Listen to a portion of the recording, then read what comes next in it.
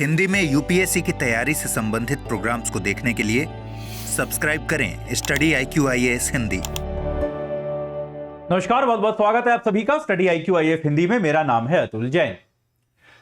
केंद्र सरकार ने सुप्रीम कोर्ट में एक पुनर्विचार याचिका दायर की है और उस पुनर्विचार याचिका में केंद्र सरकार ने सुप्रीम कोर्ट से अपील की है कि भाई आपने जो ये 25 जुलाई को ये जो निर्णय दिया था कि राज्य सरकारें जो हैं वो खनिज पर किसी भी अपने राज्य की जमीन से खनिज के दोहन पर टैक्स लगा सकती हैं और ये टैक्स अभी से नहीं लगा सकती, ये टैक्स वो रेट्रोस्पेक्टिवली यानी कि इतिहास में पीछे जाकर 2005 से लगा सकती हैं।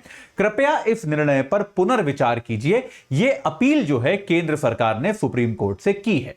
तो यह मामला क्या था, इसमें सुप्रीम कोर्ट ने एग्जैक्टली क्या जजमेंट दिया है और केंद्र सरकार का इसमें क्या तर्क है, केंद्र सरकार क्या कह रही है कि भाई ऐसा करने से देश को क्या नुकसान होगा और कोर्ट को इस पर क्यों पुनर्विचार करना चाहिए, ये सारी चीजें जो है हम अगले 10 मिनट के अंदर समझ लेंगे। लेकिन उसके पहले आपको बता दूं कि भाई हमारे स्टडी IQ IAS का 10 वर्ष चूंकि पूरे हो गए हैं, तो ऐसे में हमारा जो प्रतिज्ञा प्लस बैच है जो 19 तारीख सुबह 8 बजे से शुरू हो रहा है, उससे आप AJ लाइव कोड लगा के 21,500 रुपए में जुड़ सकते हैं। और इसकी हमने जो अभी क्या बोलते हैं जो ड्यूरेशन है, जो वैलिडिटी है वो डबल कर दी है। यानी कि आमतौर पे ये कोर्स 1.5 साल के लिए वैलिड होता था, पर अब ये कोर्स 3 साल के लिए वैलिड होगा अगर आप 15 तारीख तक इससे जुड़ जाएंगे। तो याद रखिएगा, आप अभी कोर्स लेंगे तो सितंबर 2027 तक ये आपके लिए वैलिड रहेगा। AJ लाइव कोड लगा के सिर्फ 21,500 में आपको जुड़ जाना है। अगर आप 2026 या 27 में एग्जाम देने वाले हैं तो ये लॉन्ग टर्म बैच जो है इससे आप जुड़ सकते हैं। ये 16 तारीख को सुबह 8 बजे से शुरू हो रहा है। 2026 वाला बैच 29,000 का है, 27 वाला बैच 35,000 का है और ये दोनों जो है 4 साल और 5 साल के लिए वैलिड हैं। तो आप याद रखिएगा, डबल वैलिडिटी आपको मिलेगी अभी सेम प्राइस पर अगर आप AJ लाइव कोड लगाते हैं। तो देर मत कीजिए, आज ही इस बैच से जुड़ जाइए। चलिए, तो मामला है क्या ये कि भारत में क्या होता है, माइनिंग। देखिए, देश के विकास में खनन का बहुत बड़ा योगदान है। खनन के जरिए, माइनिंग के जरिए आपको बहुत तरह के खनिज मिलते हैं और उसके जरिए क्या होता है, आपके विकास की प्रक्रिया जो आगे बढ़ती है, इसमें कोई डाउट नहीं है। यह तो हम सभी जानते हैं कि भाई खनिज जो हैं, खनिजों को निकालना वो देश के विकास के लिए बहुत ज्यादा आवश्यक है। अब सवाल यह आता है कि खनिजों को निकालने की जो प्रक्रिया है इसमें टैक्स कैसे लगाया जाए। इसमें एक चीज तो होती है टैक्स। देखिए, एक छोटे से फर्क को समझते हैं। 2 शब्दों का फर्क है जिसके आधार पर पूरा विवाद ये शामिल है। वो फर्क है टैक्स और रॉयल्टी का, कि एक चीज होती है टैक्स और एक चीज होती है रॉयल्टी। इन दोनों में क्या फर्क है? देखिए, बेसिक फर्क यह है कि टैक्स कोई ना कोई सरकारी उपक्रम ही लगा सकता है।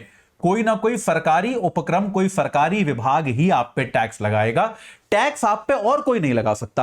भाई, मैं ये नहीं कह सकता कि आप मेरा सामान यूज कर रहे हो तो आपको मुझे टैक्स देना पड़ेगा, उसको मैं टैक्स नहीं कह सकता। भाई, अगर आप मेरा कोई सामान यूज कर रहे हो तो मैं उसके लिए आपसे रॉयल्टी मांग लेता हूं। जैसे आपने सुना होगा अक्सर, भाई किसी के उपन्यास का हिस्सा, किसी का गाना अगर कोई दूसरी फिल्म यूज करती है तो वो उसको रॉयल्टी देती है। ये बात क्लियर है? तो रॉयल्टी जो होती है ये निजी होती है कि आप अपने अधिकार का, आप अपनी संपत्ति का किसी दूसरे को प्रयोग करने दे रहे हो और उसके बदले में आप जो है रॉयल्टी ले रहे हो, तो रॉयल्टी होती है निजी। तो ये एक फर्क है टैक्स और रॉयल्टी का। ये सारा विवाद जो है वो इसी पर टिका हुआ है। तो होता क्या है, देखिए, भारत में राज्य सूची और केंद्र सूची दोनों में खनन से मिलते जुलते चीजें जो हैं वो आई हैं। ठीक है, जैसे आप देखेंगे केंद्र सरकार की जो सूची है उसमें भी जो 54वीं एंट्री है वो इस तरह की बात करती है कि भाई आपका जो है ये खनिज और खदानों का विकास जो है वो केंद्र सरकार करेगी।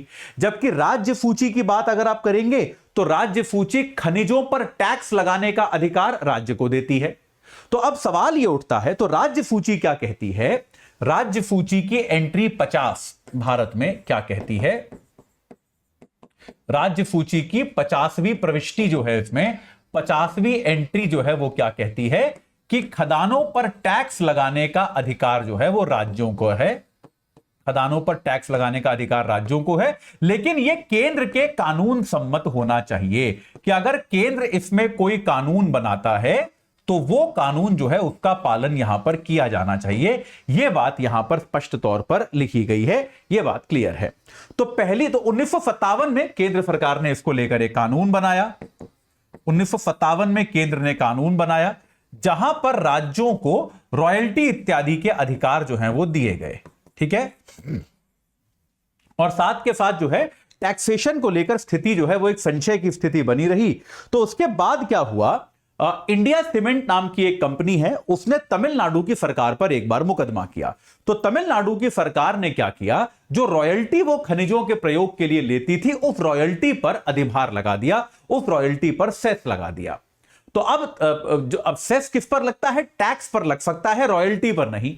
तो ये इस अपील को लेकर तमिलनाडु सरकार के खिलाफ जो है इंडिया सीमेंट सुप्रीम कोर्ट गया और सुप्रीम कोर्ट ने कंपनी का ही पक्ष लिया और कहा कि यार सेस जो होता है वो टैक्स पर लग सकता है, रॉयल्टी पर नहीं। और ये रॉयल्टी जो है वो पूरी तरह से गलत, ये रॉयल्टी पर आप जो सेस लगा रहे हैं ये पूरी तरह से गलत है और ये उचित नहीं है।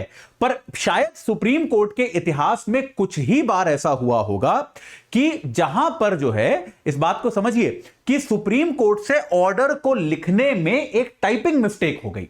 तो सुप्रीम कोर्ट को लिखना क्या था, सुप्रीम कोर्ट को यह लिखना था कि अगर आप सेस लगा रहे हो, तो मतलब सुप्रीम कोर्ट को लिखना यह था कि रॉयल्टी पर सेस जो है वो कर माना जाएगा, वो कर है। लेकिन गलती से सुप्रीम कोर्ट ने लिख दिया कि रॉयल्टी ही कर है।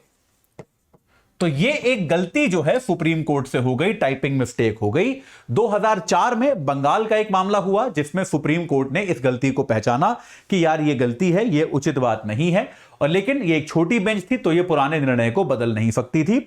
2011 में ये मामला आखिरकार सुप्रीम कोर्ट को दिया गया कि भैया आप तय करें कि कौन टैक्स लगाएगा, कौन रॉयल्टी लगाएगा। ये एक 9 जजों की बेंच को निर्णय दिया गया और 9 जजों की बेंच ने अब जाकर यह निर्णय दिया है कि रॉयल्टी तो राज्य का अधिकार है क्योंकि वो केंद्र सरकार ने कानून बना के दिया है, और टैक्स का अधिकार जो है राज्य सरकार को कानून देता है। तो राज्य सरकार को पूरा अधिकार है कि वो खनन पर टैक्स लगाए। खनन पर टैक्स का अधिकार जो है यह राज्य सरकार को होगा। यह बात जो है सुप्रीम कोर्ट ने कही और यह निर्णय देने में सुप्रीम कोर्ट के 9 जजों की बेंच में 8-1 का बहुमत था। जस्टिस बीवी नागरत्ना जो थी उन्होंने इसका विरोध किया था। उन्होंने कहा था कि भाई अगर हम खनिजों पर इस तरह से राज्यों को टैक्स लगाने देंगे और इसको अनियंत्रित तरीके से छोड़ देंगे तो खनिज निकालने वाली जो कंपनियां हैं वो हतोत्साहित होंगी, जिससे देश का विकास बाधित होगा। हमको इस चीज को भी नजर में रखना चाहिए कि देश के विकास के लिए क्या जरूरी है। ठीक है, यह बात जो है कही गई थी। अब उसके बाद एक बार फिर दोबारा सुप्रीम कोर्ट में अपील गई कि क्या राज्य जो है यह टैक्स अभी से ही लगा सकते हैं या पीछे से भी लगा सकते हैं। तो इस पर सुप्रीम कोर्ट ने कहा कि सन 2005 से राज्य ये टैक्स लगा सकते हैं, यानी कि सोचिए 18-19 साल पहले से राज्य टैक्स लगा सकते हैं। हां, सुप्रीम कोर्ट ने यह कहा कि इसमें लेकिन आप डिले पर कोई ब्याज या कोई जुर्माना नहीं लगा सकते, लेकिन टैक्स आप पीछे से लगा सकते हो। तो भाई देश भर में जो माइनिंग कंपनियां हैं उन पर यह इस बात की काफी संभावना है कि टैक्सेशन का जो बर्डन है, जो एक करों का बोझ है, निश्चित तौर पर वो बढ़ेगा और अचानक से उन पर जो है उनकी टैक्स लायबिलिटी बहुत ज्यादा बढ़ जाएगी। तो केंद्र सरकार लगभग जस्टिस नागरत्ना वाले तर्क को लेकर ही दोबारा सुप्रीम कोर्ट गई है। उन्होंने कहा है, केंद्र सरकार ने अपनी अपील में यह कहा है कि देश के विकास के लिए अभी हम विकास के जिस मोड़ पर हैं यहां पर हमको खनिजों की बहुत ज्यादा आवश्यकता है और सुप्रीम कोर्ट का यह जो निर्णय है, आपका यह जो निर्णय है, यह देश में खनिजों के खनन को हतोत्साहित करेगा, खनिजों के उत्पादन को नीचे लेकर आएगा। तो ऐसे में यह अच्छा रहेगा, बेहतर रहेगा अगर आप इस निर्णय को बदल दें। तो यह मांग जो है केंद्र सरकार ने सुप्रीम कोर्ट से करी है और यह कहा है कि आपका जो निर्णय है यह हमको ठीक नहीं लग रहा है, बहुत अच्छा रहेगा अगर आप इस पर पुनर्विचार कर पाएं।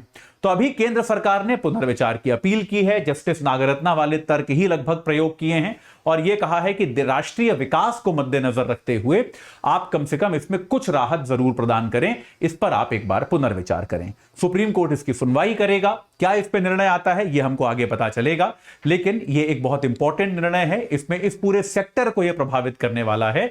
इसमें यह भी जरूरी है कि अगर राज्य सरकारें चाहें और उनके लिए अगर संभव हो तो वो कराधान जो है उसको थोड़ा, जिसको हम कहते हैं, थोड़ा समझदारी के साथ करें। उनको सुप्रीम कोर्ट ने अधिकार दिया है, लेकिन उनको ये जरूर ध्यान में रखना चाहिए कि वो इस तरह से टैक्स ना लगा दें कि ये पूरा सेक्टर ही बर्बाद हो जाए या ये पूरा सेक्टर जो है पूरी तरह से समाप्त हो जाए।